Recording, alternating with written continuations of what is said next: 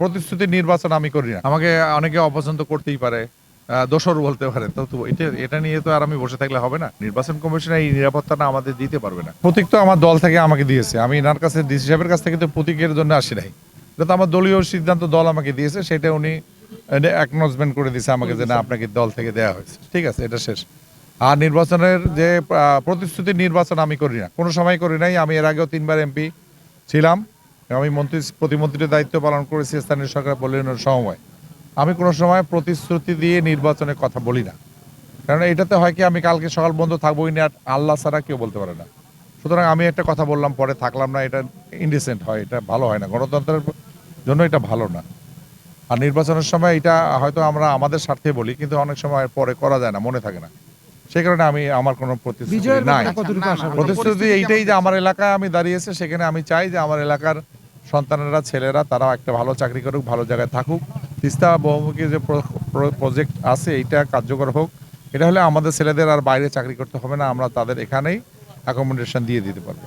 তো সেটা আমার তিস্তার জন্য আমরা এ ব্যাপারে চায়না এম্বাসির সঙ্গে আমি গজরলোবা পর্যন্ত যখন গঙ্গাচড়ার এমপি ছিলাম আমি গিয়েছিলাম, এবং সেটা হবে বলে তারা আমাকে বলেছে। এবং কালকে না পরশুদিন দেখলাম যে এটা আরও একটু এগিয়ে গেছে।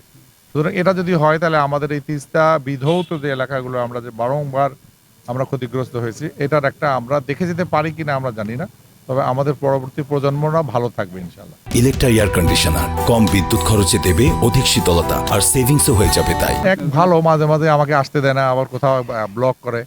আমি এটা মনে করি যে এটা সারা জীবনে এত এত করেছি এগুলো আমি, বা আমার জীবনে হয়েছে, এইটা আমার কাছে খুব একটা, নির্বাচনের সময় এটা ছেলেপেলেরা এটা করতেই পারে, এটা হইতেই পারে। সবাই আমাকে পছন্দ করবে এটা তো কারণ না। আমাকে অনেকে অপছন্দ করতেই পারে, দোসর বলতে পারে। তো এটা নিয়ে তো আর আমি বসে থাকলে হবে না। জনগণ ভোট দিলে আমি ভালো মানুষ, ভোট না দিলে হয়তো ভালো মানুষ নই। জয়ের ব্যাপারে জনগণের আশা আমি কেমন করে বলবো? জনগণ ভোট দিলে আমি এটা বলতে পারবো 12 তারিখের সন্ধ্যার পরে হয়তো বলতে পারবো যে কিরকম ভোট দিয়েছে, মানুষজন ভোট দিতে গিয়েছে কিনা, কত পার্সেন্ট মানুষ ভোট দিতে গিয়েছে। একটা বড় অংশ নাও দিতে পারে, দিতেও পারে, ঠিক নাই তো। এটা এই জন্য অগ্রিম কিছু বলাটাও আমি ভালো মনে করি না আর কি। যেটা যদি জনগণ ভোট দেয়, তাহলে এইটাই আমার চাওয়া। এবং এসেছিও আমি এই জন্য, আমি সব জায়গায় যেতে এখনো পারি নাই, অনেক জায়গায় আমি যেতে পারি নাই।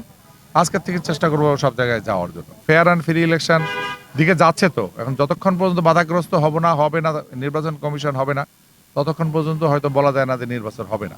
কিন্তু নির্বাচনে যেভাবে তারা যেভাবে যাচ্ছে, তাদের নির্বাচনের দিকেই তো যাচ্ছে। আজকের থেকে আমরা ইয়ে পেয়ে গেলাম, প্রতীক পেয়ে গেলাম, সুতরাং আমরা র্যান্ডাম ওয়ার্ক করতে পারবো, এবং নির্বাচনের অনুযায়ী আমরা পারবো। আর যেটা আমরা বলি লেভেল প্লেয়িং ফিল্ড বলি, এটা আমাদের উপরে নির্ভর করে। নির্বাচন কমিশন এই নিরাপত্তাটা আমাদের দিতে পারবে না। এটা তারা বললেও আমাদেরকে, আমরা চাইলেও তারা দিতে পারবে না। আমাদের নিরাপত্তা দেবে আমাদের জনগণ।